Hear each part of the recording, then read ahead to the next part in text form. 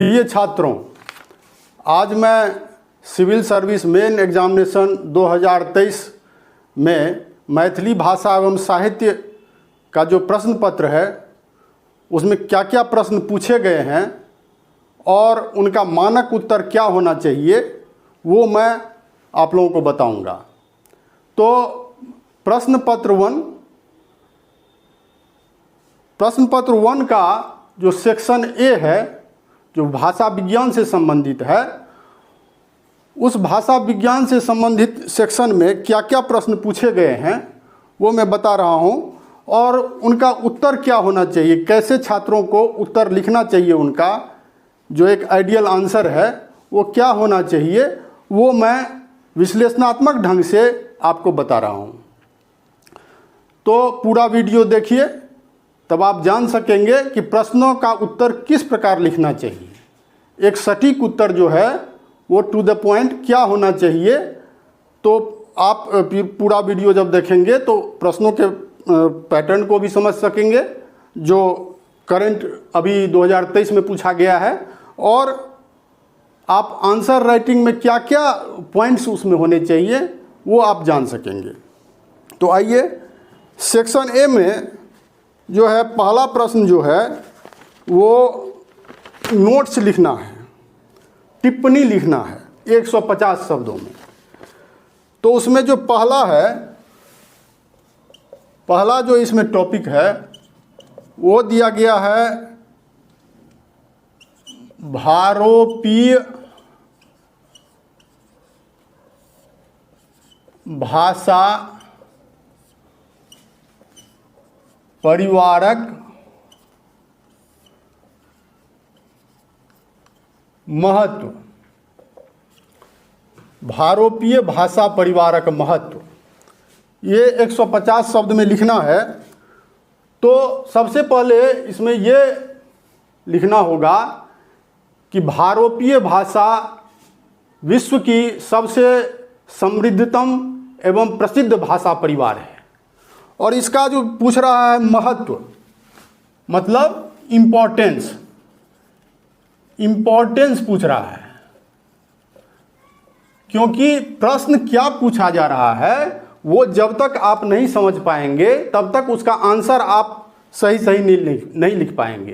पूछा जा रहा है कुछ, आप लिखेंगे कुछ, तो आपको उत्तर जो आप लिखेंगे उस पर जितना अंक मिलना चाहिए वो नहीं मिलेगा।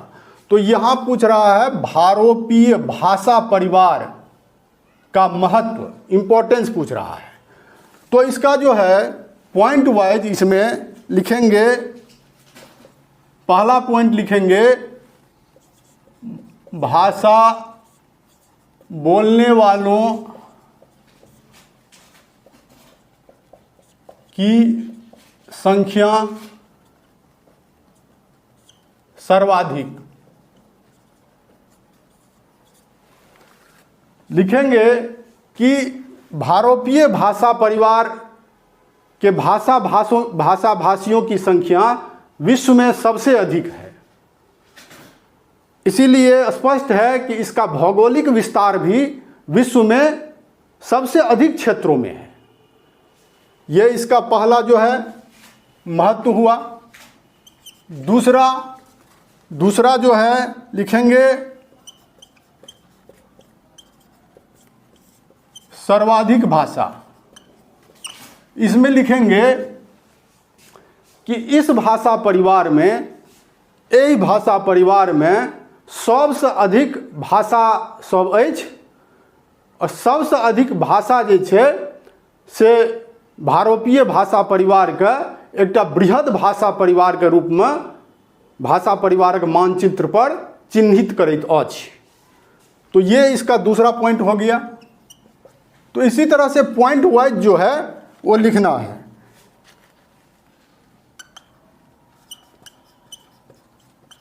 सर्वाधिक रचना, तीसरा पॉइंट। इस भाषा परिवार की भाषाओं में सर्वाधिक रचनाएं हुई हैं।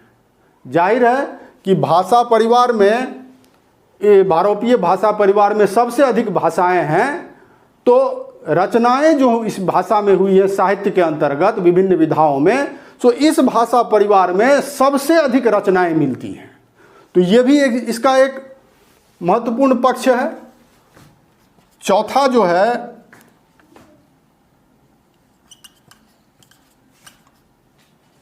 अध्ययन आ विश्लेषण सर्वाधिक। लिखेंगे कि इस भाषा परिवार का अध्ययन और विश्लेषण, इस भाषा परिवार पर अनुसंधान सबसे अधिक हुआ है। इसीलिए भाषा विज्ञान के अध्ययन के लिए यह भाषा परिवार जो है, भारोपीय भाषा परिवार, वो बहुत ही महत्वपूर्ण है। और इसको दूसरे शब्दों में इस प्रकार ये भी कहा जा सकता है कि भाषा विज्ञान के अध्ययन का यह भाषा परिवार एक द्वार है। तो आपको महत्व दिखाना है, इस भाषा परिवार का महत्व दिखाना है। इससे इतर आपको कुछ लिखना ही नहीं है। अगर आप कुछ उल्टा सीधा उलझुल लिखेंगे तो आप जो है, ये इसका जो डिमांड है क्वेश्चन का, उससे आप भटकेंगे, फिर आपका समय भी जाया होगा और आपको अंक भी नहीं मिलेंगे। तो पांचवा पॉइंट जो है इसमें, विश्व की प्रमुख भाषाएं। लिखेंगे इस भाषा परिवार में, आपको तो मैथिली में लिखना है, मैं आपको हिंदी में समझा रहा हूं। इस भाषा परिवार में विश्व की प्रमुख भाषाएं सहित जो प्रमुख शास्त्रीय भाषाएं हैं, जैसे संस्कृत, ग्रीक और लैटिन आदि भाषाएं भी इसी भाषा परिवार का अंग है। जो शास्त्रीय भाषाएं हैं विश्व की, संस्कृत, ग्रीक और लैटिन, ये भी इसी भाषा परिवार का एक अंग है। इसीलिए यह भाषा परिवार के मानचित्र पर अन्य भाषाएं जो हैं, भाषा समूह, उसमें ये भाषा परिवार बहुत महत्वपूर्ण बन जाती है। अब जो है छठा इसमें लिखेंगे,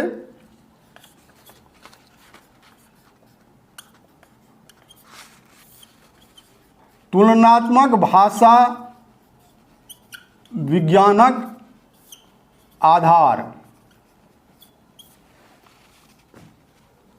तुलनात्मक भाषा विज्ञानक आधार, क्योंकि भाषा विज्ञान में क्या होता है कि विभिन्न भाषा परिवार जो है उनके मध्य जो है तुलना किया जाता है, और एक भाषा परिवार के अंतर्गत जितनी भाषाएं हैं उसमें भी तुलनात्मक अध्ययन किया जाता है। तो उससे भाषा परिवारों का एक जो है वो ग्रुप बनता है। जैसे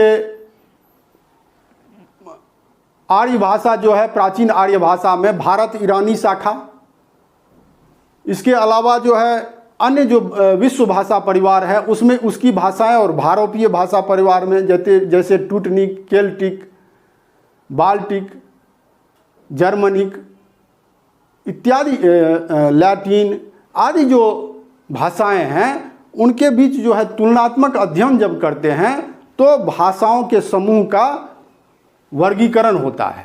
तो उसके लिए भी तुलनात्मक भाषा विज्ञान का जो है यह भाषा परिवार, भारोपीय भाषा परिवार आधार है, क्योंकि यह विश्व की सबसे महत्वपूर्ण भाषा परिवार है। उसके बाद जो है सातवां पॉइंट लिखेंगे कि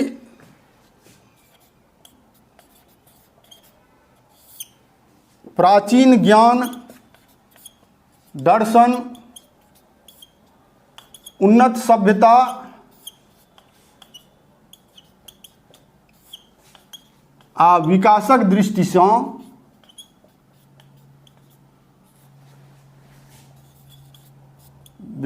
दृष्टिसँ सेहो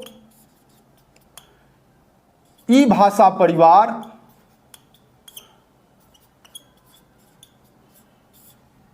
विश्व में सबसँ उन्नत अवस्था में अछि। उन्नत अवस्था में औच। बस इसी प्रकार पॉइंट वाइज जो है इसके महत्व को हम बताएंगे, क्योंकि इसमें भारोपीय भाषा परिवार का महत्व पूछ रहा है, इंपॉर्टेंस पूछ रहा है। इसी को सविस्तार लिख देंगे पॉइंट वाइज। बस यही इस क्वेश्चन का डिमांड है, इससे अधिक आपको कुछ नहीं लिखना है इसमें। अब दूसरा जो है,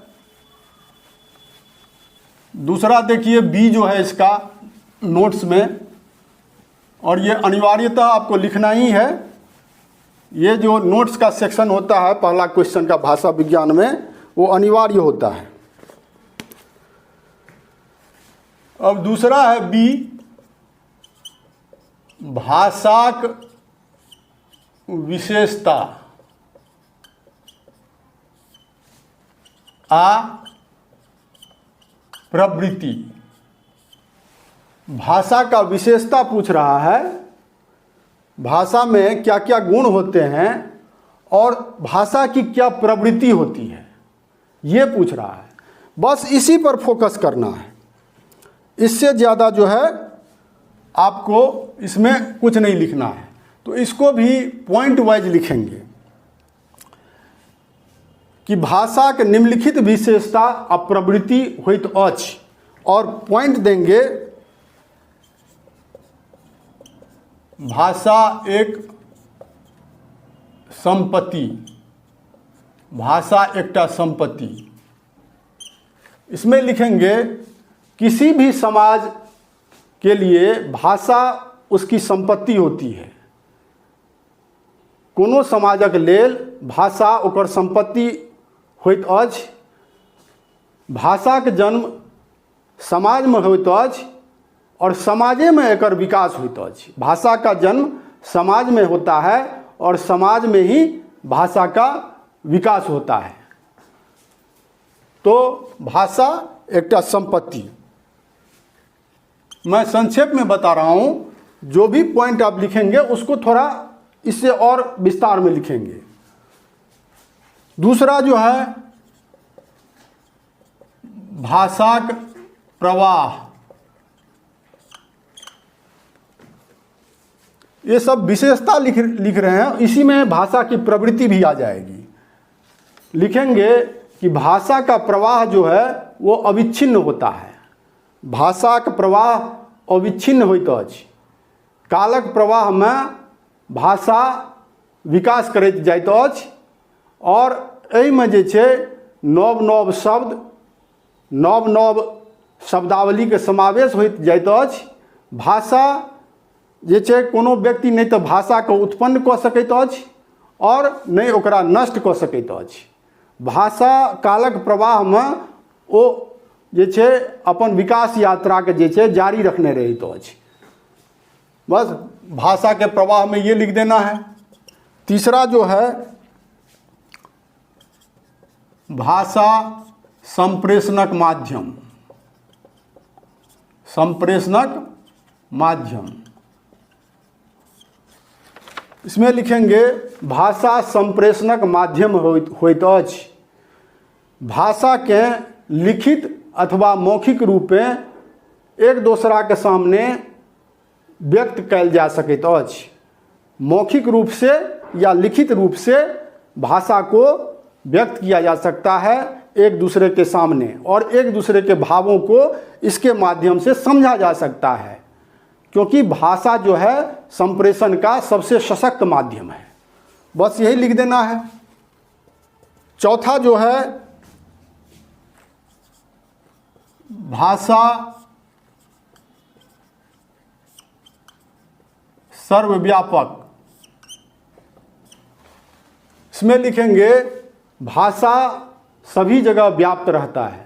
जहाँ भी मानव समाज है वहाँ एक भाषा होती ही होती है। बिना भाषा के मानव समाज की कल्पना नहीं की जा सकती। जहाँ मानव समाज है वहाँ भाषा होगी ही, और मनुष्य का समस्त क्रियाकलाप जो है वो भाषा के माध्यम से ही परिचालित होता है। व्यक्ति के बीच में संबंध और व्यक्ति समाज के बीच में संबंध व्यक्ति एवं समाज के बीच में संबंध जो है वो भाषा के माध्यम से ही होता है, इसलिए भाषा सर्वव्यापक है। 5वां पॉइंट जो है इसमें लिखेंगे वातावरण आ भाषा।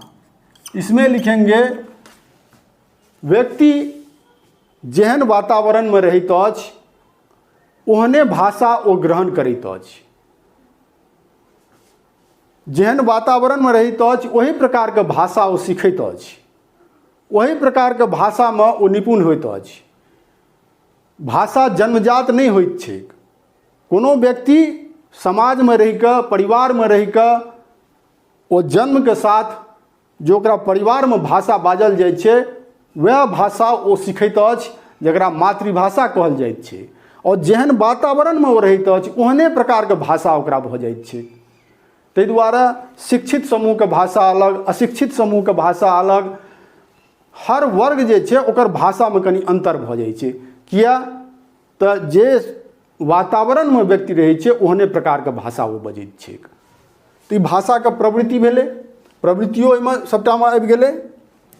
आब जे छै 6ठा पॉइंट, भाषा परिवर्तनशील होइत अछि।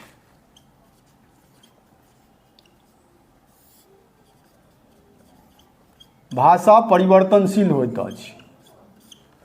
भाषा जो होती है वो परिवर्तनशील होती है। ऐसा नहीं कि कोई भाषा जो किसी कालखंड में जो अस्तित्व में आती है वैसी ही वो भाषा बनी रहती है, ऐसा नहीं होता है। भाषा का परिवर्तन जो है समय के प्रवाह में होता रहता है और भाषा क्रमिक रूप से विकास यात्रा को जारी रखती जाती है।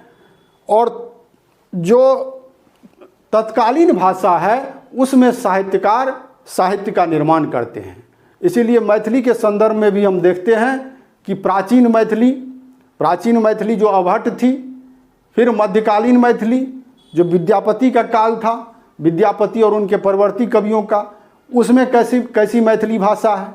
और फिर जब आधुनिक काल में मैथिली भाषा प्रवेश करती है, नवीन मैथिली का काल जो कि मनबोध का काल है, पंडित गोविंद झा ने 1800 ईस्वी के प्रारंभ को नवीन मैथिली कहा है। और मनबोध के कृष्ण जन्म में हम जैसी मैथिली देखते हैं वो आगे चल करके अत्याधुनिक मैथिली काल जो 1900 ईस्वी से प्रारंभ होता है और उस बीच का जो काल है 1860 जो चंदा झा का काल है, उसमें मैथिली फिर अपने परिवर्तित रूप में नजर आती है। और समसामयिक मैथिली जो अभी की है वो बिल्कुल पूर्व के मैथिली भाषा से अलग है। तो कहने का तात्पर्य ये है कि भाषा जो है, ये तो मैथिली भाषा का मैंने उदाहरण दिया, कोई भी भाषा जो होती है वो परिवर्तनशील होती है, उसमें परिवर्तन होता रहता है।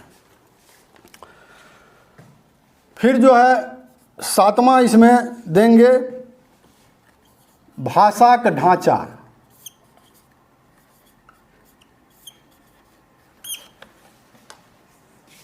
कोनो भाषा का एकटा निर्धारित ढांचा होइ छै और हर भाषा का अलग अलग ढांचा होइ छै। जेना संस्कृत में 3टा वचन होइ छै आ मैथिली में 2टा वचन होइ छै। संस्कृत में एक वचन, द्विवचन और बहुवचन, मैथिली में एक वचन और बहुवचन होइ छै। और हर भाषा जे छै से ओकर ढांचागत स्वरूप एक दूसरा से अलग रहै छै। इहो भेलै भाषा का विशेषता और ओकर प्रवृत्ति। भाषा का सीमा, कोनो भाषा जे छै अपन एकटा भौगोलिक क्षेत्र होइ छै। किसी भी भाषा का एक भौगोलिक क्षेत्र होता है जिसमें वो भाषा अपने अस्तित्व में रहती है। और जैसे ही भौगोलिक क्षेत्र उस भाषा का चेंज होता है, परिवर्तन होता है, तो वहाँ दूसरी भाषा आ जाती है। तो ये भाषा की प्रवृत्ति होती है। और भौगोलिक क्षेत्र में परिवर्तन से, सीमा में परिवर्तन से भाषा के स्वरूप में भी परिवर्तन आ जाता है। यहाँ तक कि एक ही भाषा की जो अलग अलग सीमाएं हैं, अलग अलग क्षेत्र हैं, उसमें ध्वनिगत विभिन्नताएं देखी जाती हैं, उच्चारणगत विभिन्नताएं देखी जाती है। तो ये भाषा की प्रवृत्ति होती है। फिर जो है इस तरह से इसको पॉइंट वाइज लिख देंगे, थोड़ा विस्तार में 150 शब्द में लिखना है तो कोशिश करेंगे 150 शब्द से कम में नहीं लिखा जाए।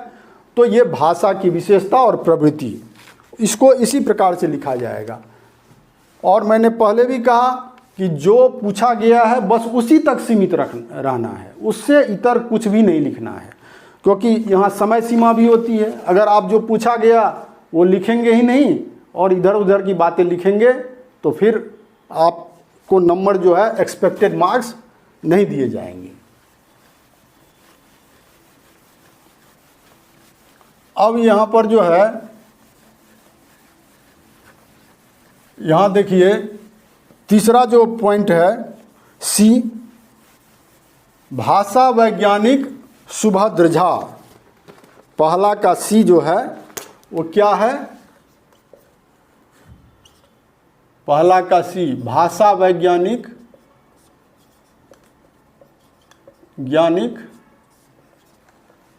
सुभद्र झा।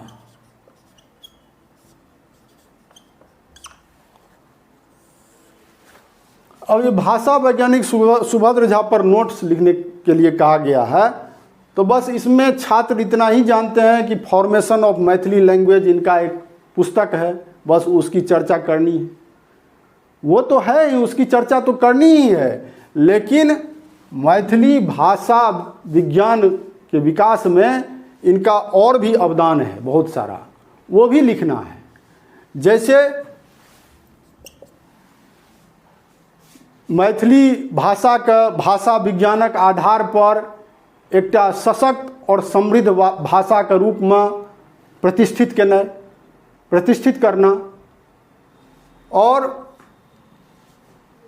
जो विद्यापति की गीतावली है, विद्यापति की गीतावली का अंग्रेजी में अनुवाद इन्होंने किया था, और अंग्रेजी में अनुवाद करके जो है इसको विश्व भर में सभी जगह सॉन्ग्स ऑफ विद्यापति के नाम से इसका प्रसार किया था।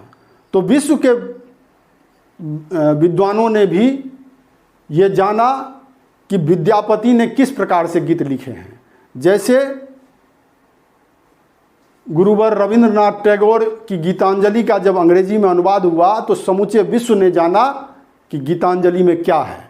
उसी तरह डॉक्टर सुभद्र झा ने सॉन्ग्स ऑफ विद्यापति के नाम से जो है वो विद्यापति के गीतों का अंग्रेजी अनुवाद किया और विद्यापति के गीत को विश्व के मानचित्र पर पहुंचाया, विश्व के अन्य भाषा और साहित्य के विद्वानों के पास इन्होंने पहुंचाया। इसके अलावा जो है इन्होंने मिथिला में जो प्राचीन काल में रचनाएं हुई थी उसका इन्होंने संकलन किया।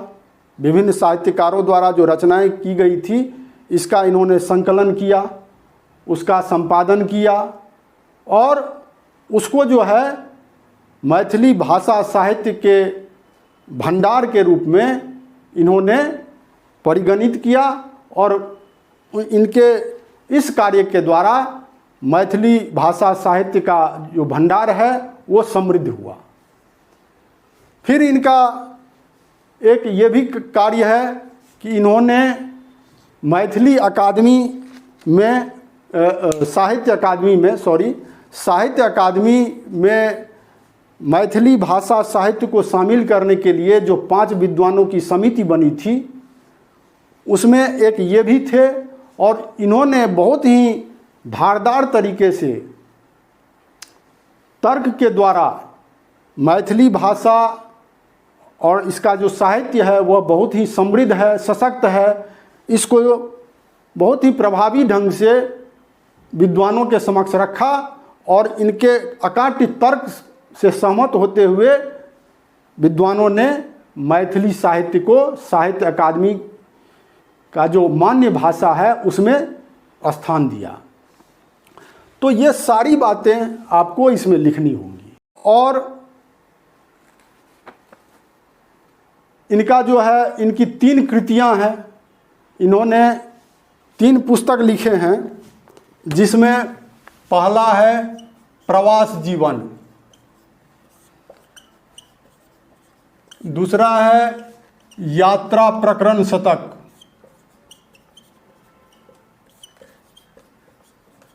और तीसरा है नातिक पत्रक उत्तर। ये तीनों इनकी मौलिक पुस्तकें हैं। इसके अलावा इन्होंने बहुत सारे निबंध लिखे हैं और इनकी जो गद्य शैली है वह बहुत सशक्त है और अपनी विशिष्ट गद्य शैली के लिए भी ये जाने जाते हैं कि जो इन्होंने लिखा है जिस किसी भी विषय पर वो बहुत ही सजीव तरीके से पाठकों के हृदय में उतर जाता है।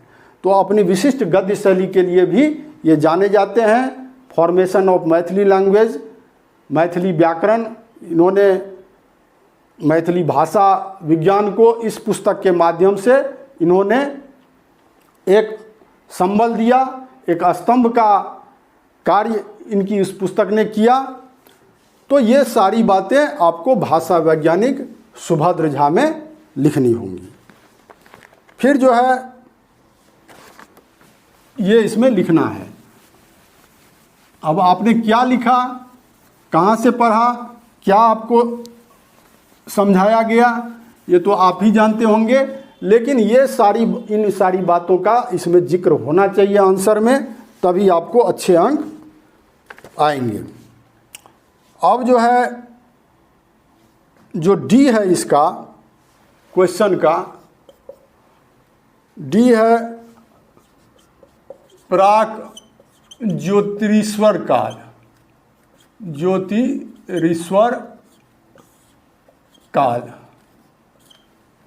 अब देखिए यहाँ प्राक ज्योतिरीश्वर काल पूछ दिया गया, तो इसमें कुछ है नहीं। प्राक विद्यापति काल तो आपको है भी, सिलेबस में भी है, वो आप पढ़े भी होंगे। यहाँ पूछ दिया गया प्राक ज्योति, जो जिन छात्रों ने पढ़ा है सिलेबस को, जिन्होंने अच्छे ढंग से अध्ययन किया है, तो वो ये प्रश्न तो इतना आसान है। वैसे तो सारे प्रश्न आसान हैं, कोई भी प्रश्न कठिन नहीं है, पर अगर आप अध्ययन करेंगे तो निश्चित रूप से कोई भी प्रश्न आपको कठिन नहीं लगेगा। अब देखिए इसमें प्राक ज्योतिरीश्वर काल, मतलब प्राक ज्योतिरीश्वर काल का मतलब हो गया ज्योतिरीश्वर से पहले का काल। अब इसमें आपको ज्योतिरीश्वर से पहले के काल में लिखना होगा कि ज्योतिरीश्वर से पहले मैथिली भाषा की क्या स्थिति थी और भाषा और साहित्य की क्या अवस्था थी ज्योतिरीश्वर से पहले मैथिली भाषा एवं साहित्य की, वही आपको इसमें लिखना है। बस इससे ज़्यादा कुछ लिखना ही नहीं है, 150 शब्द में लिख देना है इसी को। तो ज्योतिरीश्वर से पहले जो है मैथिली भाषा क्या थी, अपनी शैशवावस्था में थी। मैथिली भाषा का अपभ्रंश काल जो है वो 800 ईस्वी से प्रारंभ माना जाता है। तो 800 ईस्वी से 1200 ईस्वी तक, 800 ईस्वी से 1200 ईस्वी तक ये जो है इसका अपभ्रंश काल माना जाता है। और 1200 के बाद जो है वो ज्योतिरीश्वर का काल आ जाता है, जो अवहट्ट काल के नाम से जाना जाता है।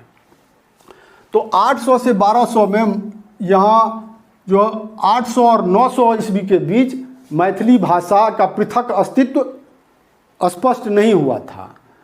समस्त पूर्वांचल की भाषाएं जो हैं, असमिया, उड़िया, बंगला, इस काल की जो भाषा है 800 से 900 के बीच का काल है, उसको या उस काल में जो रचनाएं हुई हैं उसको अपनी निधि मानती है और इस काल की भाषा को अपनी अपनी भाषा के रूप में चिन्हित करते हैं उस भाषा के विद्वान। तो मैथिली भाषा की ये स्थिति थी। इस काल में क्या क्या रचनाएं हुई हैं वो लिख देना है। सिद्ध साहित्य इस काल की प्रमुख रचना है, चर्यापद, बौद्ध गान और दोहा कोश। तो मैथिली भाषा इस काल में अपने पृथक स्वरूप में नहीं आई थी। फिर 1000 ईस्वी के बाद भारतीय आर्य भाषा का आधुनिक काल प्रारंभ माना जाता है। तो इस काल में सिद्ध साहित्य ही एक रचना मिलती है लिखित रूप में। मौखिक रूप में लोकगीत, लोकगाथा, डाक वचन, डाक घाट वचनावली, ये सब इस काल की जो है वो मौखिक रचना इस काल में हुई थी, मौखिक रूप से। इस काल में ये भी लिख देना है कि इस काल में अन्य रचनाएं भी हुई होंगी, पर दुर्भाग्य से वो उपलब्ध नहीं है, क्योंकि ज्योतिरीश्वर का जो वर्ण रत्नाकर है उसमें जिस तरह सशक्त गद्य शैली है, वो अचानक ही ज्योतिरीश्वर इस तरह की रचना नहीं कर सकते हैं। स्पष्ट है कि उससे पहले मैथिली भाषा का एक जो है बहुत ही समृद्ध और सशक्त रूप में मैथिली भाषा आ चुकी होगी, उसमें रचनाएं भी हुई होंगी, पर सिद्ध साहित्य के अलावा कोई रचना उपलब्ध नहीं है। इसके अलावा संस्कृत रचनाओं में जो है संस्कृत के विद्वान मैथिली शब्दावली का प्रयोग करते थे। हेमचंद्र काव्यानुशासन, इसके अलावा 9वीं शताब्दी की जो भामती टीका है वाचस्पति मिश्र की, उसमें मैथिली शब्द हैं। तो इन सब का आपको इसमें जिक्र करना है। बस ये भी बहुत सिंपल है। आगे फिर आप सर्वनामक भेद व विश्लेषण, ये तो और भी आसान है, ये और भी आसान है।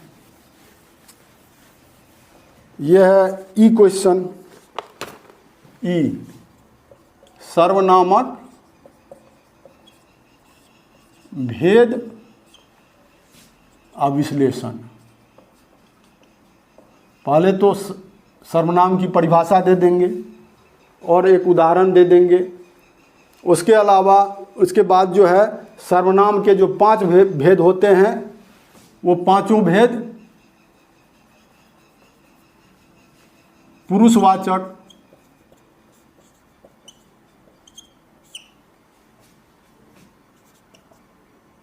निश्चयवाचक,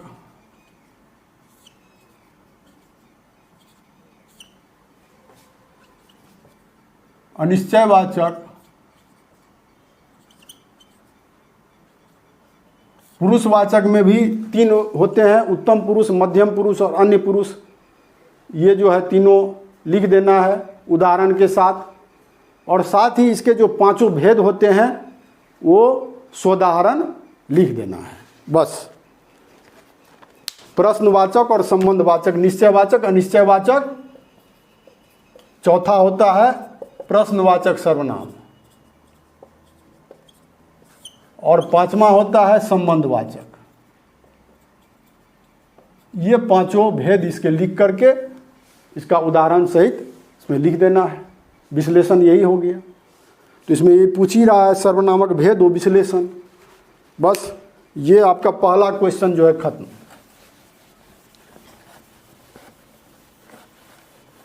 अब देखिए इसमें जो है दूसरा क्वेश्चन,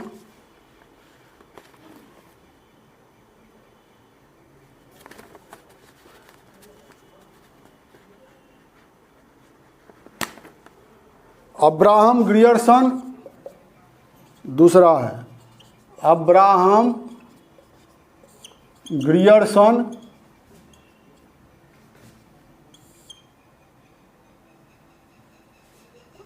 अब्राहम ग्रियर्सनक भाषा वैज्ञानिक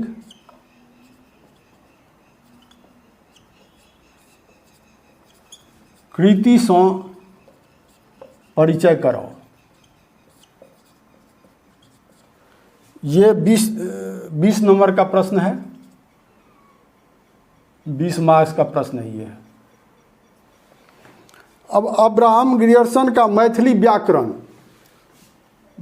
व्याकरण आ भाषा वैज्ञानिक कृति से परिचय करो। अब्राहम ग्रियर्सन जो है वो 1877 से 1880 के बीच मधुबनी में रहे थे। मधुबनी के तत्कालीन एसडीएम थे वो।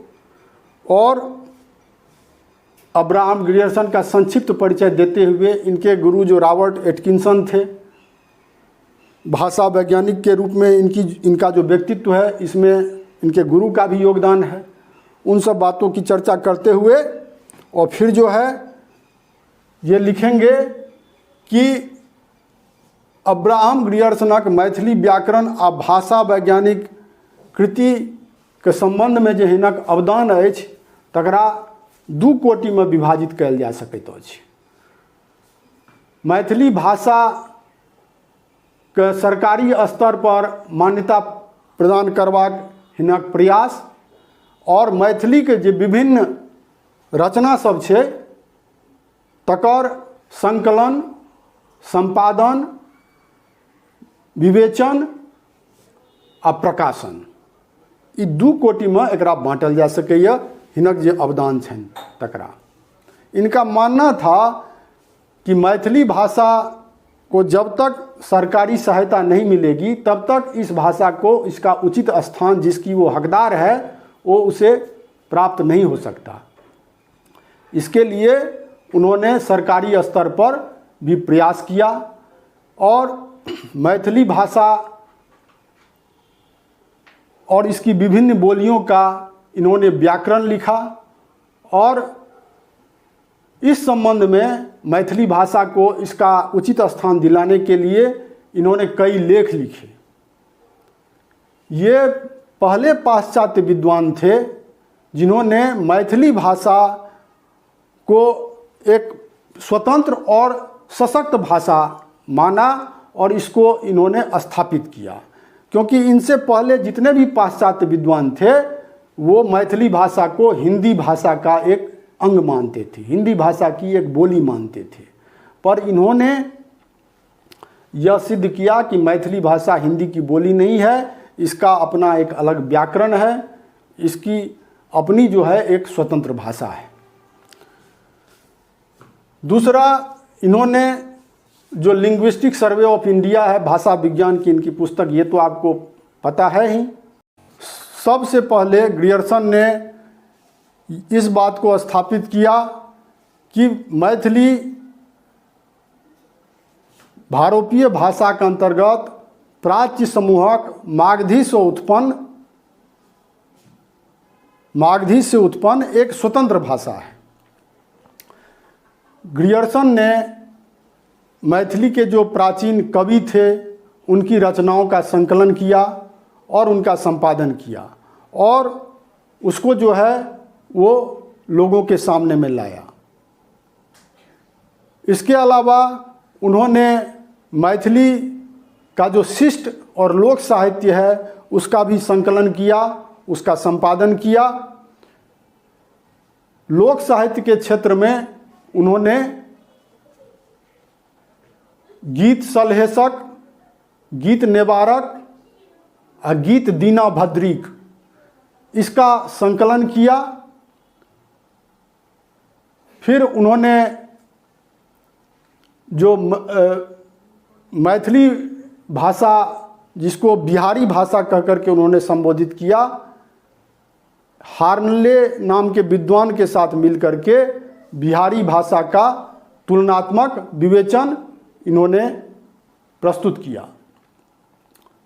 साथ ही इनकी जो है अन्य कृति में ये भी लिख सकते हैं कि जीवछ मिश्र का जो उपन्यास रामेश्वर था, इसका इन्होंने जो है वो संपादन किया। विद्यापति की पुरुष परीक्षा का इन्होंने अनुवाद किया। मैथिली भाषा का एक भौगोलिक नक्शा इन्होंने तैयार किया। ये उस समय की बात है। उन्होंने उसी समय मैथिली भाषा का क्षेत्र भौगोलिक नक्शे के आधार पर तैयार कर दिया। इन्होंने मैथिली क्रिस्टोमैथी नाम के पुस्तक का जो है टंकन करवाकर इन्होंने उसे प्रकाशित किया। तो इस प्रकार से इनकी जो है भाषा वैज्ञानिक कृति और मैथिली व्याकरण के संबंध में, मैथिली व्याकरण सबसे पहला इन्होंने लिखा और मैथिली की विभिन्न बोलियों का व्याकरण भी इन्होंने लिखा। तो इन सभी बातों का इसमें वर्णन करना है, क्योंकि क्वेश्चन पूछ रहा है अब्राहम ग्रियर्सनक मैथिली व्याकरण आ भाषा वैज्ञानिक कृति से परिचय करो। प्रश्न 2 का बी जो है, प्रश्न 2 का बी वो है आधुनिक भारतीय भाषा समूह में मैथिलीक स्थान निरूपित करू। आधुनिक भारतीय भाषा समूह में मैथिली का स्थान निरूपित करूं।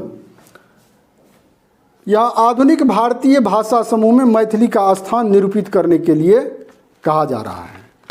तो सर्वप्रथम आधुनिक भारतीय भाषा का काल आपको लिखना होगा।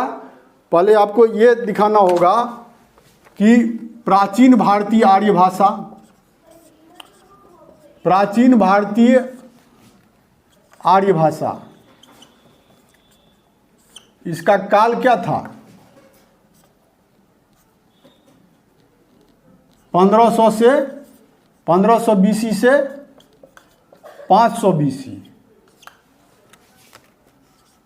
मध्यकालीन भारतीय आर्य भाषा का काल क्या था? इसका काल जो है 500 बीसी से 1000 एडी। और आधुनिक भारतीय आर्य भाषा का काल, आधुनिक भारतीय आर्य भाषा का काल 1000 एडी से अद्य पर्यंत, मतलब अभी तक। ये आपको दिखा देना है। फिर आधुनिक भारतीय भाषा समूह में मैथिली का स्थान निरूपित करने के लिए कहा जा रहा है। तो बस यहाँ सबसे पहले ग्रियर्सन और हार्नले का जो ये वर्गीकरण है, आधुनिक भारतीय भाषा समूह, अंतरंग उपशाखा, इनर सबसेक्शन, मध्यवर्गीय उपशाखा, मेडिएवल सबसेक्शन और बहिरंग उपशाखा, आउटर सबसेक्शन, इसको जो है दिखाना है। इसमें मैथिली कहाँ है वो ग्रियर्सन और हार्नले का जो है, ग्रियर्सन आ हार्नले, इसका जो है तालिका आपको दिखा देना है।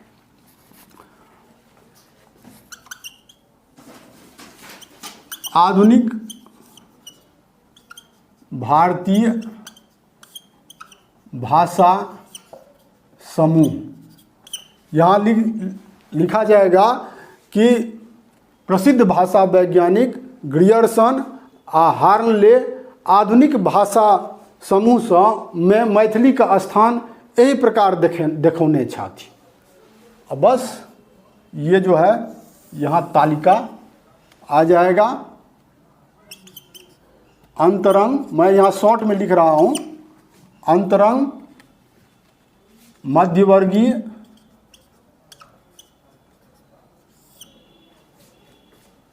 और बहिरंग। अंतरंग में जो है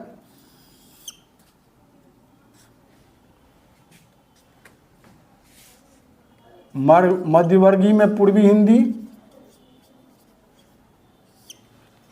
इसमें केंद्रीय समूह और पहाड़ी। केंद्रीय में गुजराती, राजस्थानी, मारवाड़ी, भीली, खानदेशी।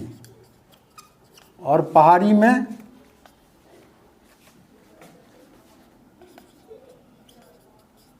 केंद्रीय पहाड़ी,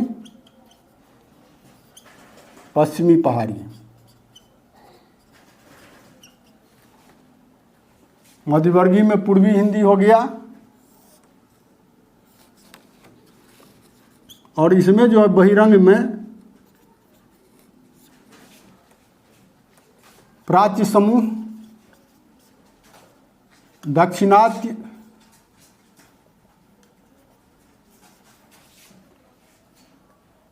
और पश्चिमोत्तर। प्राच्य समूह में उड़िया, बंगला, असमिया, मैथिली नहीं, यहाँ पर इन्होंने बिहारी, और बिहारी के अंतर्गत इन्होंने मैथिली, मगही और भोजपुरी को रखा है। दक्षिणात्य में मराठी आ गया, और पश्चिमोत्तर में पंजाबी, सिंधी और लहंदा। इसको लिख देना है। यहाँ इन्होंने मैथिली को दिखाया है बिहारी भाषा के अंतर्गत। इसके बाद जो है बस यही नहीं है, फिर आपको एक दूसरे विद्वान का भी टेबल देना है, उसकी तालिका भी देनी है, डॉक्टर सुनीति कुमार चटर्जी की। और डॉक्टर सुनीति कुमार चटर्जी की तालिका को उन्होंने जो उदिच्य, प्रतीच्य, प्राच्य, दक्षिणात्य और मध्य देशीय जो उन्होंने दिया, और प्राच्य के अंतर्गत उन्होंने ये यहाँ बिहारी नहीं लिखा है, इस सब को जो है उड़िया, बंगला, असमिया, मैथिली, मगही सबको इन्होंने इसके अंतर्गत रख दिया है। तो वो भी आपको दिखाना होगा। और फिर ये लिखना होगा कि उपर्युक्त दुनू विद्वानक मतक विश्लेषणोपरांत मैथिली आधुनिक भारतीय भाषा समूह में मैथिली के स्थान के एहि प्रकारे देखाओल जा सकैत अछि। और ये लिख करके फिर जो है आपको यहाँ पर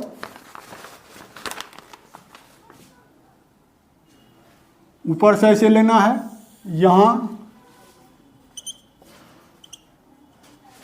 केंटुम, यहाँ शतम। आपको पता है कि शतम समूह के अंतर्गत ही मैथिली भाषा आती है। शतम समूह के अंतर्गत भारोपीय भाषा को जो दो प्रकार से विभाजित किया गया है, केंटुम और शतम।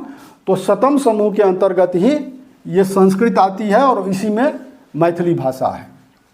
शतम में जो प्राचीन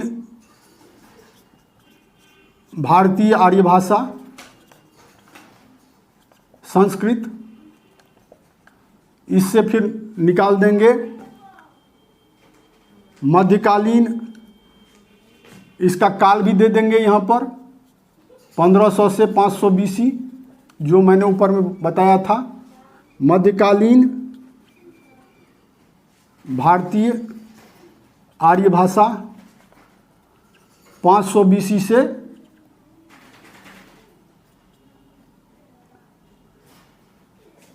1000 AD, और इसमें फिर यहाँ पर निकाल देंगे उत्तर मध्यकालीन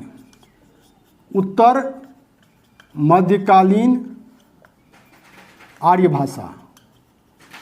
उत्तर मध्यकालीन का जो काल है 800 उत्तर मध्यकालीन आर्य भाषा अथवा अपभ्रंश काल, इसका काल जो है वो है 800 AD से 1000 AD, ये लिखेंगे। और फिर अपभ्रंश काल के बाद यहाँ पर ऐसे दे देंगे, और यहाँ लिखेंगे राजस्थानी अपभ्रंश। अब अपभ्रंश से दिखाएंगे, सभी आधुनिक भारतीय भाषाओं को। राजस्थानी अपभ्रंश, राजस्थानी अपभ्रंश में राजस्थानी, गुजराती, मारवाड़ी,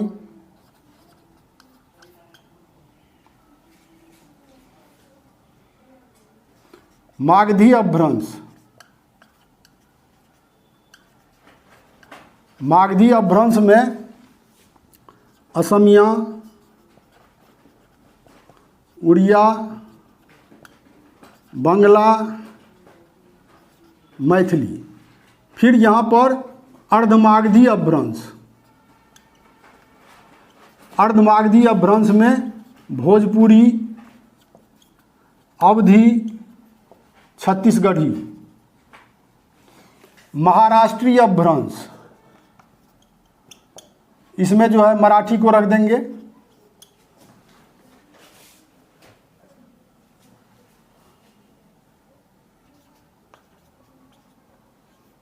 पहाड़ी अपभ्रंश, इसमें पहाड़ी भाषाओं को रख देंगे। तो यहाँ जो है, यहाँ पर बीच में ऐसे ऐसे एक टेबल बना के लिख देंगे, आधुनिक भारतीय भाषा समूह, और यहाँ मैथिली को दिखा देंगे। तो ये भाषा विज्ञान के आधार पर इस तरह से आपको पूरा दिखाना होगा। प्रश्न पूछ रहा है, आधुनिक भारतीय भाषा समूह में मैथिली का स्थान निरूपित करो।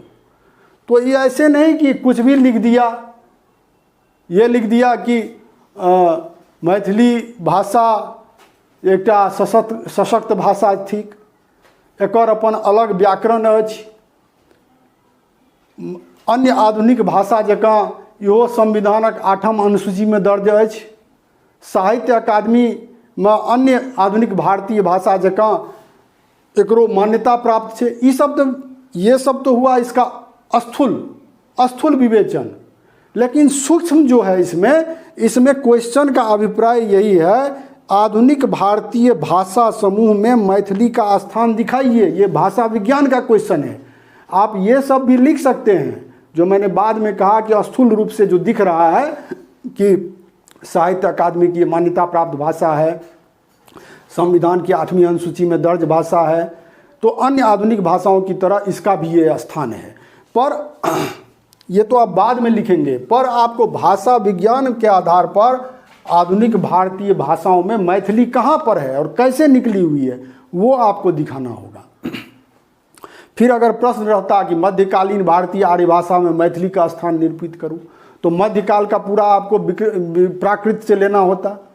प्राकृत को जो 3 भागों में बांटा गया उसका काल विवरण देते हुए तब आपको प्राकृत दिखाना होता। प्राकृत की क्या अवस्था थी, उसमें मैथिली कहाँ पर है। प्राचीन भारतीय आर्य भाषा में दिखाना रहता तो वहाँ से लेके चलते आप 1500 से 500 BC के बीच में, वहाँ से आप शुरू करते। आप भारतीय भाषा परिवार से मैथिली के फिर शुरू से लेके, तो इस तरह से ये स्ट्रक्चर जब तक आप नहीं समझेंगे तब तक आपको कहीं से भी कुछ पढ़ लीजिएगा तो आपका फिर वही हाल होगा। एग्जामिनेशन हॉल में आप कुछ का कुछ लिख के आ जाइएगा। हर चीज़ का एक बना हुआ है ना कि भाई इसका आंसर क्या होना चाहिए, एग्जैक्ट आंसर, उस तरह से लिखिएगा तभी आपको नंबर आएगा।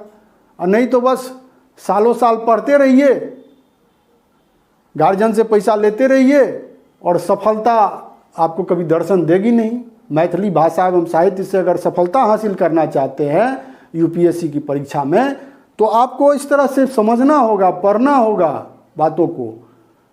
तो आप इस तरह से उत्तर लिखेंगे तो निश्चित रूप से आपको ये 15 नंबर का जो प्रश्न है इसमें 14 नंबर तो निश्चित ही आएंगे, क्योंकि ये भाषा विज्ञान का क्वेश्चन है।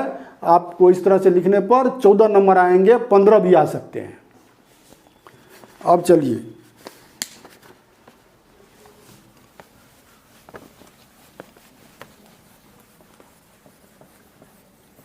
ये सब क्लास में जब मैं पढ़ाता हूँ तो पूरे विस्तार से पढ़ाता हूँ। अभी वीडियो ज़्यादा लंबा हो जाएगा, इतना अवकाश नहीं है, तो अभी आपको बस समझा रहा हूँ कि कैसे इसका आंसर लिखा जाना चाहिए। अब ये देखिए सी है, दूसरा का सी, भाषा काल विभाजनक अनुसार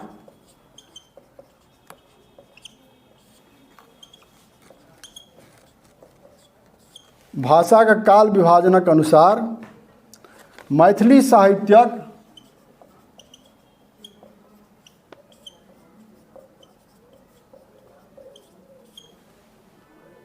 आधुनिक कालक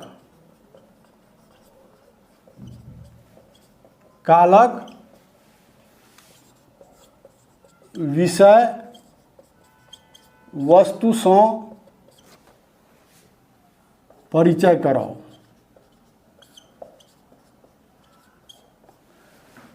अब देखिए विषय वस्तु तो उसमें आएगा ही। विषय वस्तु यहाँ पर देखिए क्वेश्चन दो भागों में बटा हुआ है। प्रश्न को मैं यही कहता हूँ बार बार, प्रश्न को समझिए, प्रश्न क्या पूछ रहा है। आप प्रश्न को समझेंगे नहीं, प्रश्न को देखेंगे बस लिखना शुरू कर देंगे तो आपको नंबर नहीं आने वाला। प्रश्न यहाँ दो भागों में बटा हुआ है। भाषा के काल विभाजनक अनुसार मैथिली साहित्यक आधुनिक कालक विषय वस्तु। अब यहाँ पर भाषा विज्ञान और साहित्य, मैथिली साहित्य दोनों आ गया, तो दोनों को आपको लिखना होगा। ये नहीं कि केवल साहित्य लिख दिए, साहित्य आपने लिख दिया कि आधुनिक काल में क्या क्या साहित्यिक रचनाएं हुई थी, कैसे हुई थी, उसकी प्रवृत्ति क्या थी, ये तो आपको बाद में लिखना है।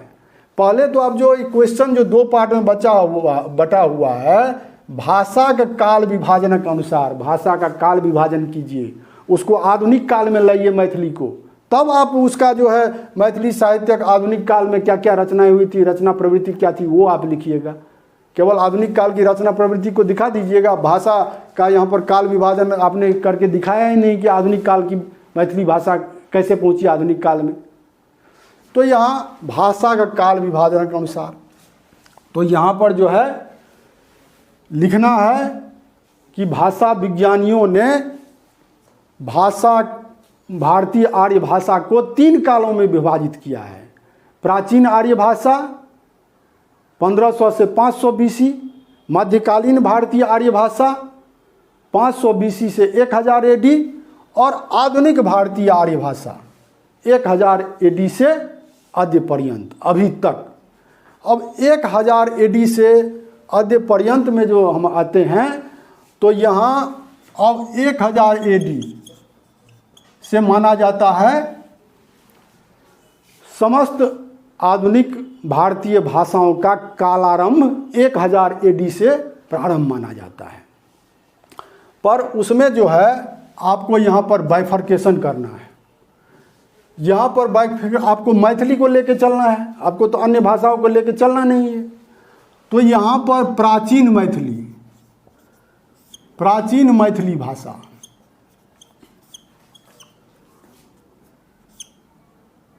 प्राचीन मैथिली भाषा ये 1000 AD से 1200 AD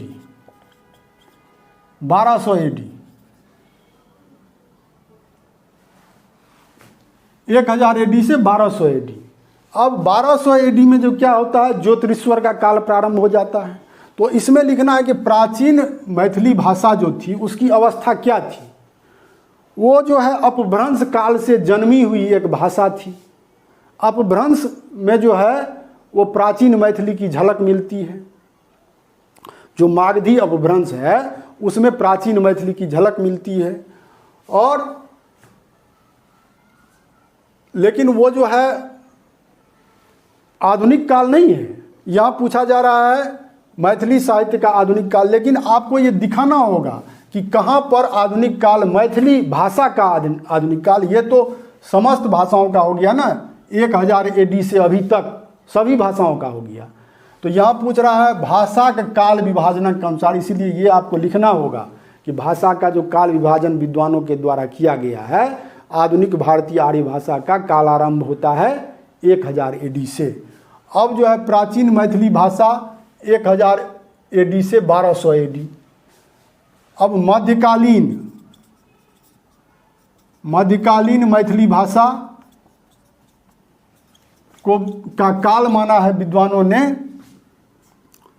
1200 AD से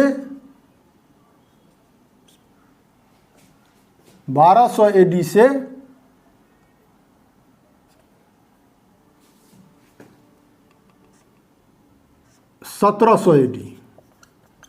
ये पूरा काल जो है, ये पूरा काल ज्योतिरीश्वर और विद्यापति का काल, इसमें विद्यापति की रचनाएं मिलती हैं। तो उसका जिक्र जो है वो आपको नहीं करना है, केवल काल दर्शा देना है कि मध्यकालीन मैथिली भाषा का काल जो है ये था। अब सीधा आ जाना है आधुनिक मैथिली।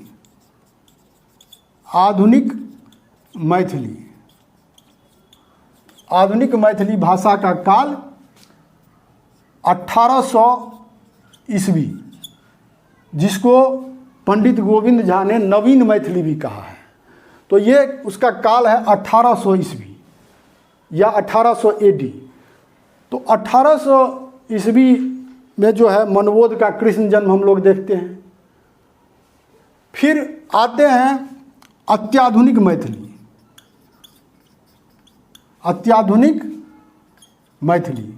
ये 1800 ईस्वी में जो है यहाँ, और 1860 ईस्वी में यहाँ चंदा झा का प्रादुर्भाव होता है। तो चंदा झा की रचनाएं, तो यहीं से हमको दिखाना, 1800 ईस्वी से हमें दिखा देना है। 1800 ईस्वी मैथिली भाषा का आधुनिक काल, इसे नवीन मैथिली भी कहा गया है। यहाँ जो है भाषा अपने पुष्ट स्वरूप में आ चुकी थी, भाषा अपने सशक्त स्वरूप में आ चुकी थी।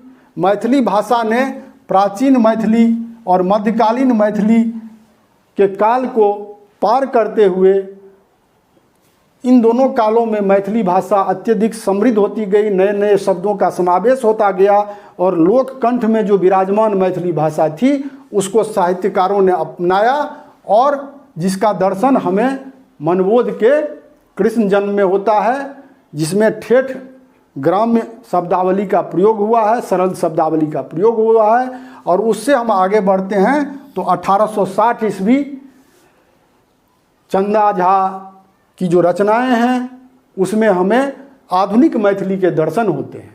और यहाँ मैथिली भाषा, अब साहित्य पर आ जाएंगे। यहाँ तो भाषा का हमने दिखा दिया कि भाषा का कैसे कैसे विकास हुआ, आधुनिक काल में कैसे मैथिली भाषा पहुँची। भाषा का काल विभाजन को हमने दिखा दिया, जो प्रश्न का डिमांड है। आधुनिक काल में आकर के जो प्राचीन काल में, पहले तो तुलना दिखाना होगा ना, कैसे भाषा ने विकास किया, फिर साहित्य कैसे जो है अपनी प्रवृत्ति को दूसरी तरफ मोड़ती है, वो आपको दिखाना होगा। जो प्राचीन मध्यकाल में जैसे पौराणिक पात्रों पर रचनाएं होती थी, राधा कृष्ण के प्रेमालाप पर रचनाएं होती थी, श्रृंगार रस प्रवाहित होता था, वो मध्यकाल में, जब हम आधुनिक काल में आते हैं तो मनवोध के कृष्ण जन्म में कृष्ण को एक नए स्वरूप में पाते हैं। और भाषा के स्तर पर भी भाषा में बहुत विकास वहाँ हमें दिखता है मैथिली भाषा में।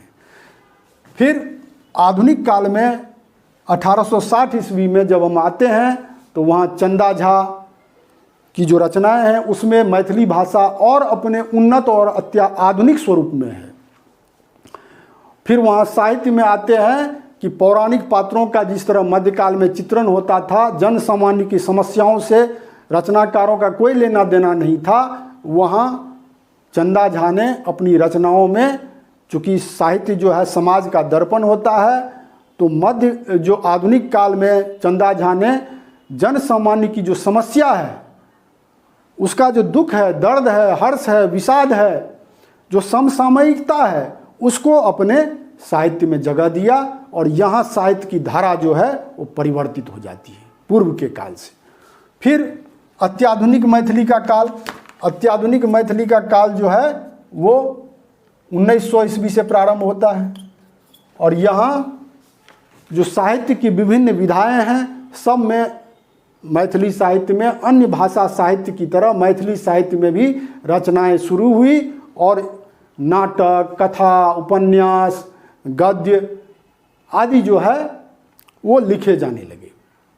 नाटक काल वैसे मध्यकाल को कहा जाता है, पर उसमें अलग तरह की रचनाएं हुई। जो नाटक वास्तविक रूप में है, जिसका मंचन होता था और जिसको वास्तव में नाटक की रचना माना जाता है, वो अत्याधुनिक काल में, आधुनिक काल में जब आते हैं तो विभिन्न नाटकों का जो है, नाटकों की रचनाएं हुई और साथ में कथा, उपन्यास,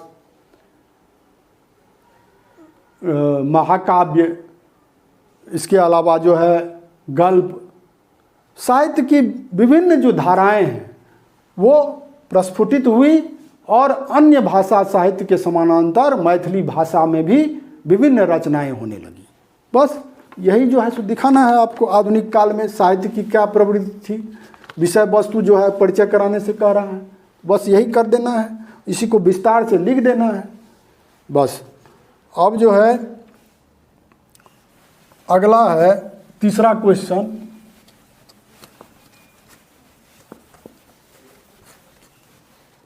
तीसरा है भाषाक आकृति मूलक वर्गीकरण करैत ओकर उपयोगिता सिद्ध करू। तीसरा के ए, भाषाक आकृति मूलक वर्गीकरण आ उपयोगिता।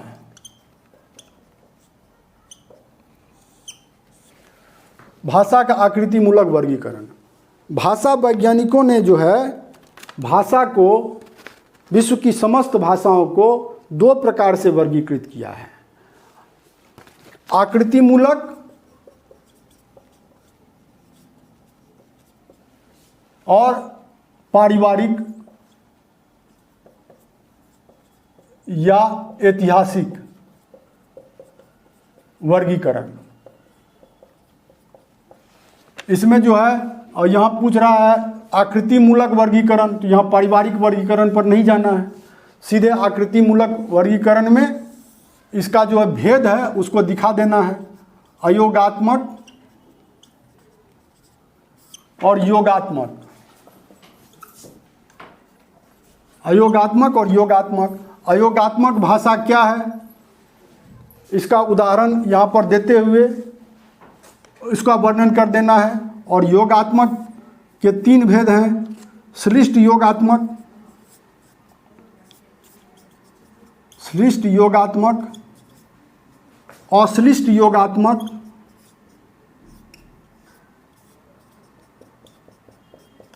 और तीसरा है प्रश्लिष्ट, प्रश्लिष्ट योगात्मक। योगात्मक भाषा क्या है उसका उदाहरण देते हुए इन तीनों को लिख देना है, इसका भेद, और उसका उदाहरण देते हुए वर्णन कर देना है। फिर इतना करने के बाद, चूंकि ये 20 नंबर का क्वेश्चन है, इसीलिए इसको पूरे विस्तार से इनके सभी भेदों को आपको लिखना होगा, सोदाहरण। और फिर इसमें कह रहा उपयोगिता, उपयोगिता भी लिखना है। केवल ये क्वेश्चन दो पार्ट में बटा हुआ है। पहले जो है आप इसका भाषा का आकृति मूलक वर्गीकरण को दिखाएंगे और फिर इसकी उपयोगिता बताएंगे। तो उपयोगिता में जो है सो ये लिखेंगे कि भाषाओं का उपयोगिता। पहले इसको मिटा देता हूँ।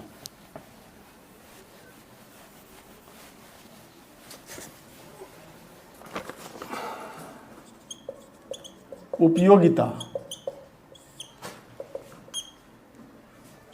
भाषाओं का तुलनात्मक अध्ययन, भाषा का तुलनात्मक अध्ययन। इससे क्या होता है, भाषा का जब हम आकृति मूलक वर्गीकरण भाषा वैज्ञानिकों द्वारा इसलिए किया गया कि विश्व में 3000 से अधिक भाषाएं और बोलियां हैं। तो जब तक उसका वर्गीकरण नहीं किया जाएगा तब तक उसका अध्ययन और विश्लेषण नहीं हो सकता है। इसीलिए पद रचना, वाक्य रचना के आधार पर भाषाओं का वर्गीकरण किया गया ध्वनि और शब्द के आधार पर कतिपय भाषाओं को एक वर्ग में रखा गया, जिसे जो है आवृत्ति मूलक वर्गीकरण कहा गया। और इससे क्या, इसकी उपयोगिता क्या है, तो इससे भाषाओं के तुलनात्मक अध्ययन में सहायता मिलती है। दूसरा जो है इसकी उपयोगिता लिखेंगे मूल भाषा का ज्ञान। मूल भाषा का ज्ञान, जब आवृत्तिमूलक वर्गीकरण के आधार पर भाषाओं का तुलनात्मक अध्ययन करते हैं तो मूल भाषा जो है, जिससे कोई भाषा उत्पन्न हुई है, उसका ज्ञान जो है हमें होता है। तीसरा है विभिन्न जातियों एवं क्षेत्रों की एकता। अब इसे आवृत्तिमूलक वर्गीकरण में जो है, जो भाषाएं हैं उसमें चीनी और वियतनामी भाषाएं प्रमुख हैं। तो विभिन्न क्षेत्रों की जो भाषाएं हैं उसमें आपस में एकता स्थापित होती है। भाषाओं के आधार पर क्षेत्रों में एकता स्थापित होती है और उस क्षेत्र में जो निवास करने वाले विभिन्न जातियां हैं उसमें एकता स्थापित होती है।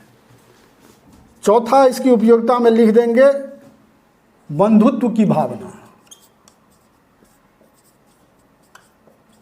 बंधुत्वक भावना, बंधुत्वक भावना। आवृत्तिमूलक वर्गीकरण के आधार पर जब कतिपय भाषाओं को एक वर्ग में रखा जाता है तो उस भाषाओं को, उन भाषाओं को बोलने वाले लोगों में बंधुत्व की भावना जगती है। ये इसकी उपयोगिता हुई। और पांचवा प्राचीन ज्ञान,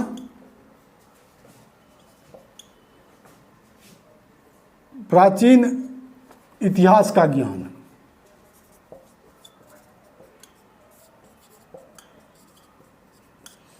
चूंकि भाषाएं जो होती हैं हमारी सांस्कृतिक प्राचीन धरोहर होती है, तो इससे हमें अपने प्राचीन इतिहास का भी पता चलता है। जैसे सिंधु घाटी की जो भाषा है वो चित्रात्मक है, उसमें कई मोहरें पाई गई हैं जिस पर कुछ भाषा लिखी हुई है, उस पर कुछ आकृतियां बनी हुई है, जिससे उस समय के तत्कालीन जो शिल्प कला है, जो संस्कृति है, जो पूजा पद्धति है, उसका पता चला है। तो आकृतिमूलक वर्गीकरण के आधार पर हमें अपने प्राचीन इतिहास का भी ज्ञान होता है। तो ये सब जो है पॉइंट आपको लिख देना है थोड़े विस्तार से। ये इसकी उपयोगिता हुई। तो इसमें दो ही जो है, दो खंडों में विभाजित है, तो दोनों को आपको इस प्रकार से लिख देना है। अब बी है इसका, उड़िया और असमिया के संग मैथिली के पारस्परिक संबंधक विवेचन करो। ये तो बहुत ही आसान क्वेश्चन, बहुत सामान्य क्वेश्चन है। इसको मैं नहीं समझता हूँ कि इसको बताने की आवश्यकता है। संबंध की बात जब करेंगे तो इन दोनों भाषाओं के साथ मैथिली की जो समानता है और असमानता है उसको दर्शा देंगे। अब सी है इसका, मैथिली भाषाक विकास में प्राकृत ओ अवहट्ठक योगदान, अवहट्ठक योगदानक उल्लेख करूं।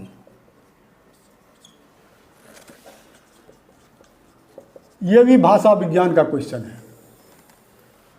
वैसे तो सारे प्रश्न भाषा विज्ञान से ही हैं, पर इसमें पूर्णतः स्ट्रक्चर है, कालावधि आपको दर्शानी होगी।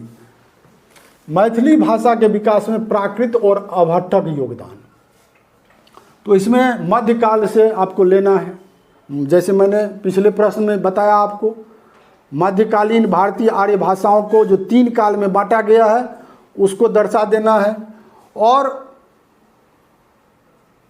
इसमें प्राकृत भाषा का क्या योगदान है, तो उस काल में जो रचनाएं हुई, जैसे कालिदास का जो विक्रमोर्वशीय है उसमें तत्कालीन जो मगध है और मिथिला, उसमें जो जिस तरह की भाषा का प्रयोग होता था वो सारा उसमें है।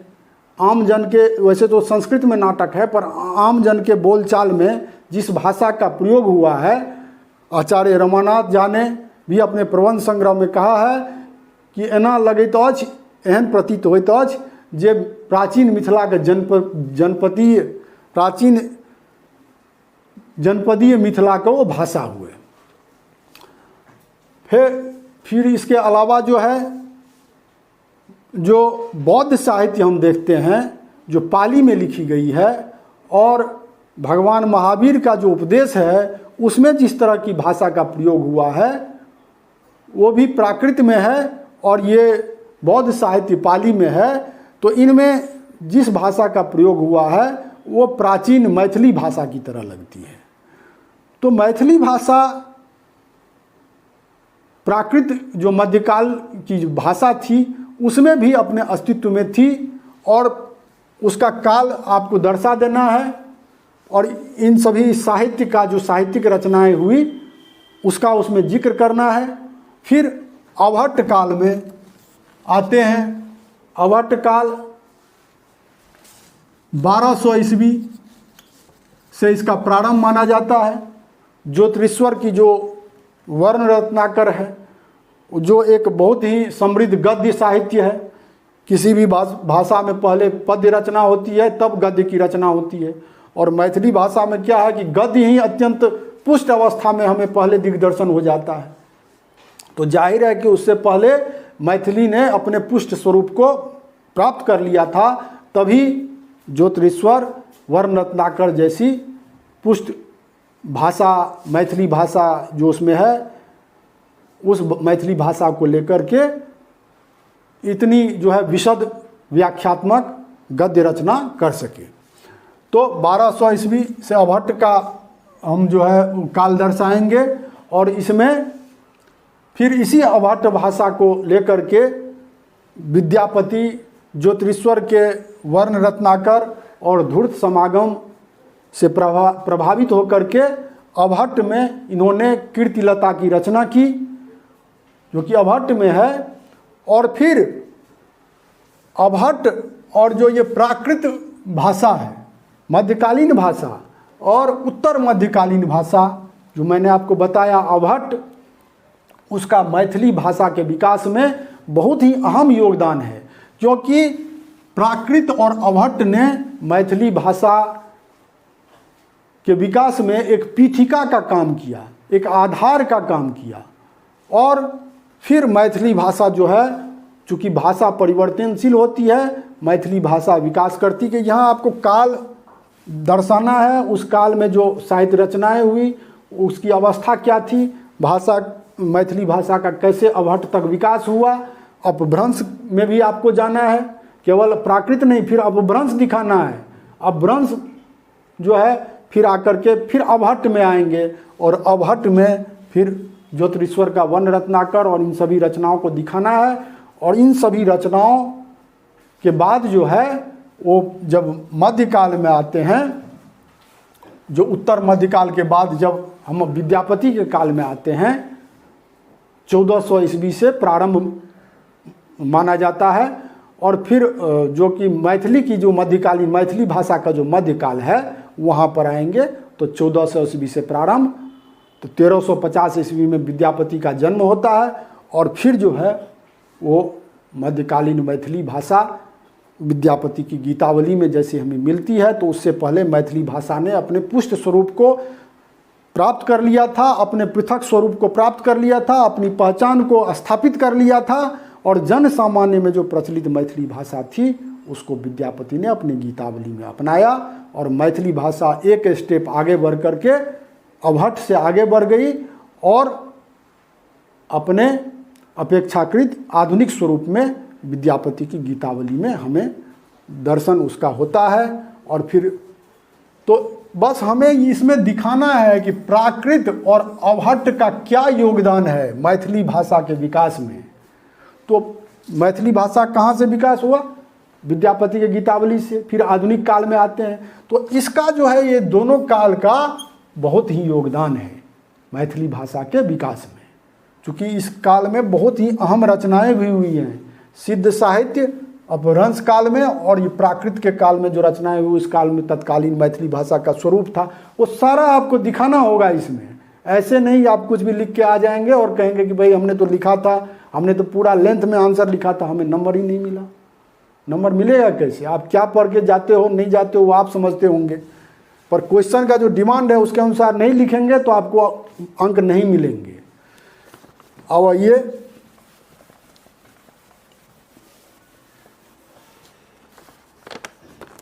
ये चौथा प्रश्न जो है सेक्शन ए का, मैथिली के क्रियापद। मैथिली क्रियापद से परिचय करो। यहाँ मैथिली का वर्ब कह रहा है, इससे परिचय कराने के लिए कह रहा है। तो क्रियापद, क्रिया क्या है? मैथिली की क्रिया का जो है एक दो उदाहरण देना है वाक्य के रूप में, और फिर क्रिया का भेद आपको दर्शाना है, जिसमें अकर्मक क्रिया, अकर्मक और सकर्मक, जिसमें जिस क्रिया का फल कर्ता पर ही पड़ता हो उसे अकर्मक क्रिया कहते हैं। जैसे सोना, जगना, हंसना, ये अकर्मक क्रियाएं हुई। और जिस क्रिया का फल किसी दूसरे पर पड़ता हो उसे सकर्मक क्रिया कहेंगे। जैसे मारना, जाना, ये सब जो है सकर्मक क्रियाएं हुई। तो इसका जो है दोनों का उदाहरण देते हुए वाक्य के रूप में वर्णन कर देना है। फिर क्रिया वाच्य रूप, कर्तृवाच्य और कर्मवाच्य, एक्टिव वॉइस और पैसिव वॉइस, दोनों का उदाहरण आपको दे देना है वाक्य के रूप में। फिर क्रिया का भाव रूप और क्रिया काल रूप, इस सब का जो है आपको उदाहरण देते हुए वर्णन कर देना है। और यही हो गया मैथिली का क्रियापद से परिचय कराने के लिए कह रहा है, बस हो गया। इससे ज़्यादा नहीं लिखना है आपको। 20 नंबर का है तो ये पूरा जो मैंने बताया वो पूरा उदाहरण के साथ आपको लिखना होगा। ये विस्तार से जो है वो क्लास में मैं बताता हूँ, कहीं कोई दिक्कत समस्या नहीं आने वाली है। ये बहुत ही आसान क्वेश्चन है। अब जो है ये बी है, चौथा का बी, भाषा ओ बोली में अंतर स्पष्ट करैत बोली के, कई बार पूछ चुका है ये क्वेश्चन, बीपीएससी में भी कई बार पूछा है। बोली के भाषा बनबाक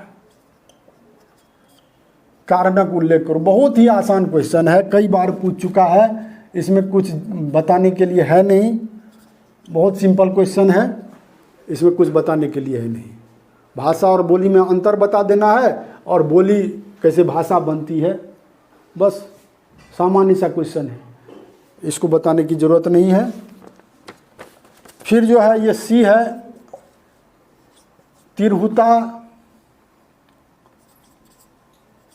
तिरहुता लिपिक महत्व, इम्पोर्टेंस कह रहा है, वो विभिन्न रूपक वर्णन।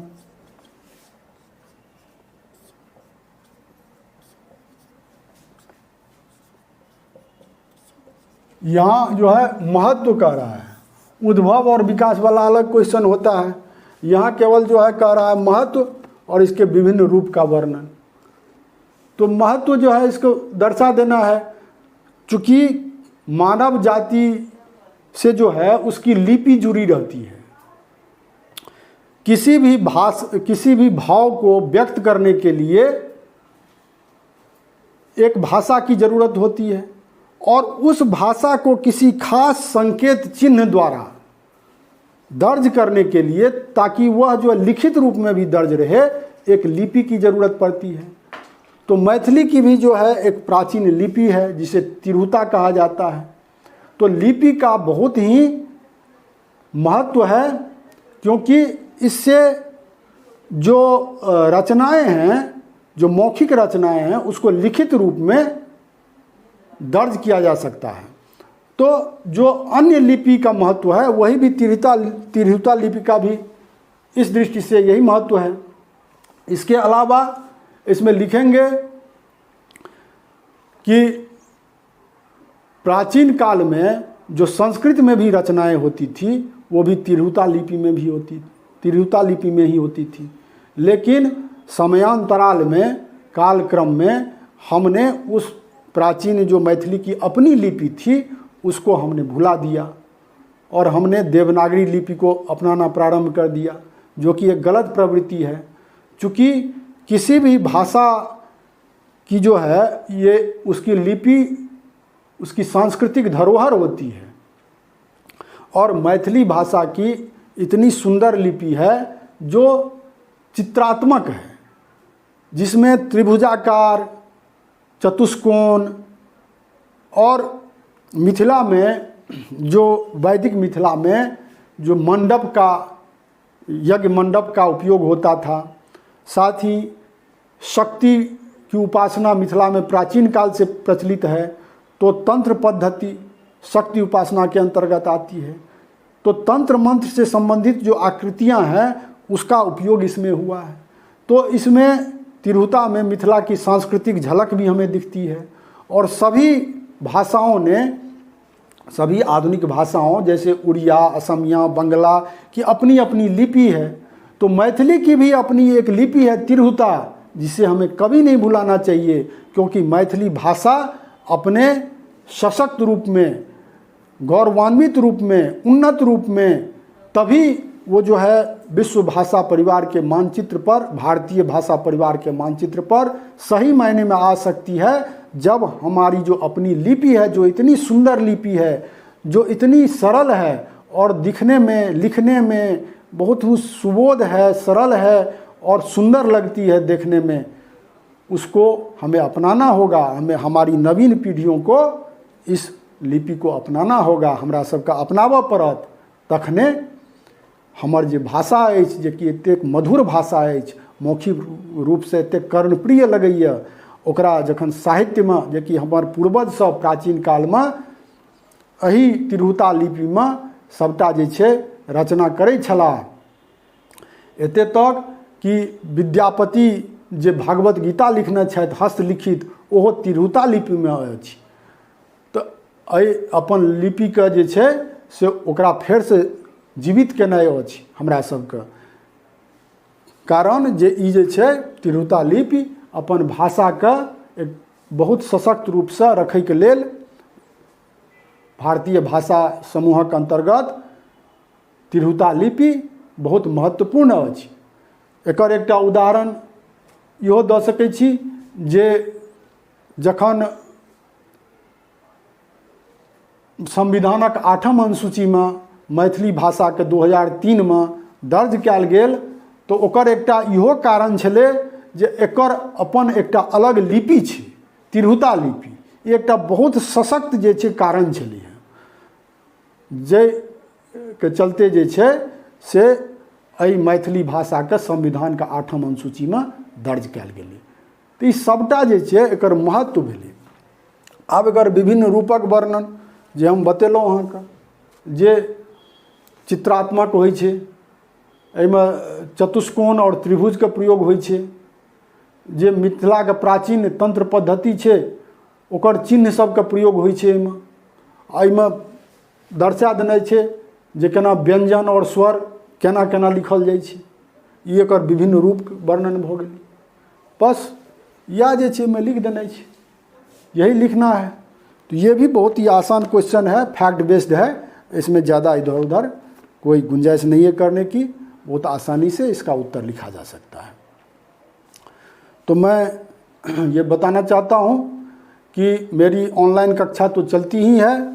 अगर आपको ऑनलाइन क्लास लेना है तो जो कामकाजी व्यक्ति हैं, जो किसी दूसरे जॉब में हैं पहले से और उनके पास समय का अभाव है, तो वो भारत के किसी भी कोने में हो, मेरे ऑनलाइन क्लास को ज्वाइन कर सकते हैं। मेरा ऑनलाइन क्लास जो है लाइव क्लास होता है। जैसे वर्चुअल क्लास होता है, फिजिकल क्लास, ऑफलाइन क्लास जैसे होता है, वैसे ही ये भी होता है ऑनलाइन क्लास। और ऑनलाइन क्लास के माध्यम से मैंने छात्रों को सफलता दिलाई है। कोई अंतर नहीं होता है। ऑनलाइन क्लास जो होता है, चूँकि वो लाइव होता है, ऑन स्क्रीन आप जो है, जैसे मैं अभी आपको बता रहा हूँ, समझा रहा हूँ, वैसे ही आप लाइव मुझे देखेंगे। अगर कोई प्रश्न पूछना रहेगा तो ऑन स्पॉट आप पूछ सकते हैं। कोई चीज़ समझने में दिक्कत हो रही हो तो आप मुझसे डायरेक्ट पूछ सकते हैं और अपनी जो आपको जो दुविधा है उसका तुरंत हल मैं करूँगा। तो ये ऑनलाइन लाइव क्लास होती है। कहीं से भी आप किसी भी राज्य में हो, समय का अभाव हो आपके पास कि ऑफलाइन क्लास नहीं कर सकते, दिल्ली आकर के नहीं कर सकते, तो आप कहीं से भी मेरे ऑनलाइन क्लास को, ऑनलाइन लाइव क्लास को ज्वाइन कर सकते हैं। और उसके लिए उसका समय भी मैंने ऐसा रखा है कि आप जब ऑफिस से आएंगे तभी वो जो है वो आप उस क्लास को ज्वाइन करने में आपको सहूलियत होगी। तो मेरा उद्देश्य ये है कि मैथिली साहित्य को यूपीएससी में रख करके अधिक से अधिक छात्र सफलता हासिल कर सकें। चूँकि मैं केवल इसी पर आश्रित नहीं हूँ। मेरा ये प्रोफेशन जो होता है कि भाई अपने छात्रों को जुटाओ, एक आध छात्र जो पहले अपने मेहनत के बल पर निकल गए हैं उसको अपना सारा योगदान बताओ और उसी को भुनाते हुए अपना जो है वो कार्यक्रम चलाते रहो। वो मेरा काम नहीं है। चूँकि मैं केवल इसी पर आश्रित नहीं हूँ। मेरा उद्देश्य है कि मैथिली भाषा एवं साहित्य विषय को रख करके अधिक से अधिक छात्रों को मैं सफलता दिलाऊं यूपीएससी परीक्षा में और उनको उनके लक्ष्य तक पहुंचाने में मैथिली भाषा एवं साहित्य एक माध्यम बने और मैं उसके लिए भरसक प्रयास करता हूं। तो ऑफलाइन क्लास का डिमांड भी छात्रों ने किया था, तो ऑफलाइन क्लास भी प्रारंभ हो गया है। अगर जो छात्र दिल्ली में रहते हैं वो ऑफलाइन क्लास भी कर सकते हैं। इस संबंध में अधिक पूछताछ अगर आपको करनी हो तो मेरा ये जो नंबर है इस पर आप संपर्क करके मुझसे जानकारी ले सकते हैं। तो इसमें जो है सेक्शन ए में मैंने आपको अभी बताया जो 2023 में प्रश्न पूछे गए हैं भाषा विज्ञान के अंतर्गत प्रश्न पत्र 1 के सेक्शन ए को मैंने अभी बता दिया पूरा विस्तार पूर्वक। और वीडियो लंबा हो जाएगा। इसका जो सेक्शन बी है इसको मैं अगले वीडियो में बताऊंगा। इसी वीडियो में मैं सेक्शन बी में जो प्रश्न है और उसका किस प्रकार से विश्लेषणात्मक ढंग से आंसर होना चाहिए वो मैं बताऊंगा। उसका लिंक मैं इसी वीडियो में दे दूंगा। आप उस लिंक को दबाकर उस वीडियो को भी आप देख सकते हैं। धन्यवाद।